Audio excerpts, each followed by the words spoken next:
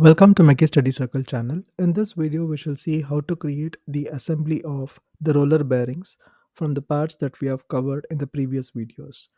So before we start, let us just create a new assembly file and click OK. So now we are in the assembly mode in the Solidworks.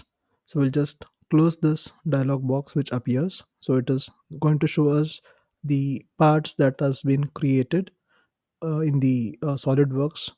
So we'll just close this and we'll see how to import the parts. So before we begin the assembly, let us just click on insert components and here again select insert components. So now the first component that we're going to select becomes the parent part. So with respect to that part, all the other assemblies will be created. So let us select the outer race as the first part and click open. So now the outer race is there in the window. So all the other parts that we're going to import will be assembled with reference to the outer race part. So once the outer race is imported, again click on insert components and select the cage as the second part. Click open. So now we have the cage on the screen. So now we have to assemble the cage with respect to the outer race. So first let us make them concentric. So for that let us just select the inner dia of the cage and the inner dia of the outer race, or just the outer dia. Let us select these two faces and then click on mate. So by default it is showing concentric, and here let us select lock rotation and then click OK. So now you can just see that the center of the cage and also the center of the outer race are now on the same point. So that is how they are concentric. And now let us select the extreme faces of the cage.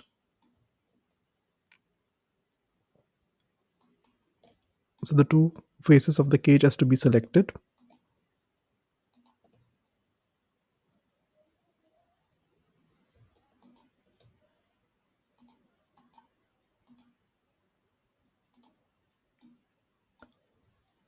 Select this face and then this face of the cage, and similarly the two faces on the outer race.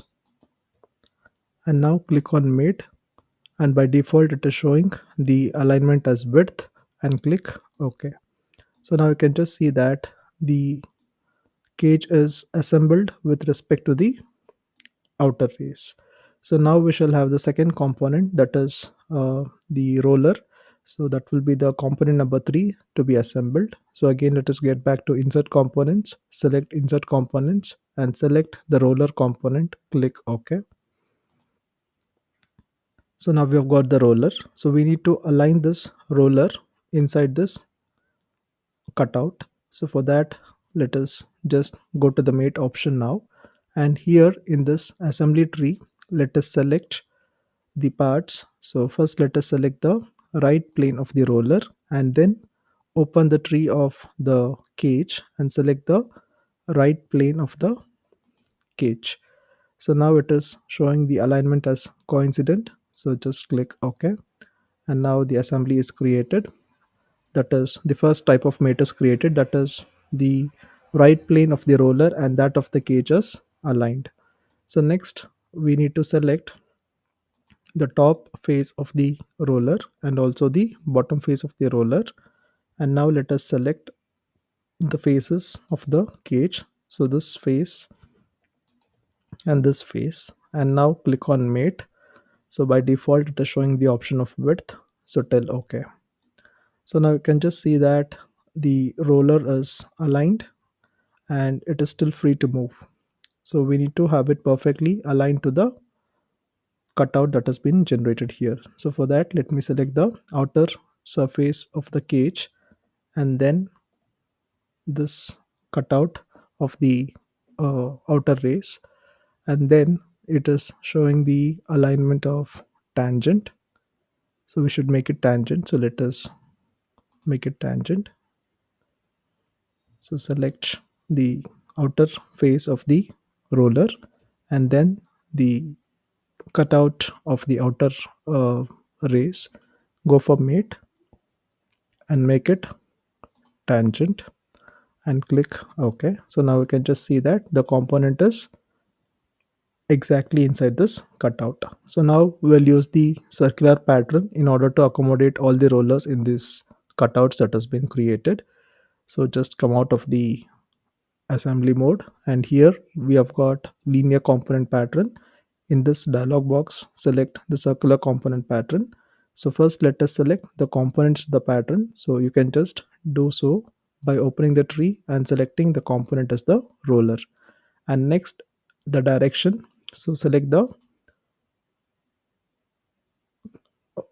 race that has been created in the outer race, and then change the number of instances to 9, and then click OK. So you can just see this, the 9 rollers have been placed now. So we have left out with the last component, that is the inner race. So let us just go for the insert components, select insert components again, select the component that is inner race, click open, and now the inner race is there on the window. So now we shall select the inner face of the race, that is the inner race, and then the outer face of the outer race, go for mate and make it concentric, and then just click on lock rotation, click OK. Now let me select this face of the inner race, that is the outer circle, and also the outer circle of the outer race, and then just click OK. So now you can just see that the assembly is created.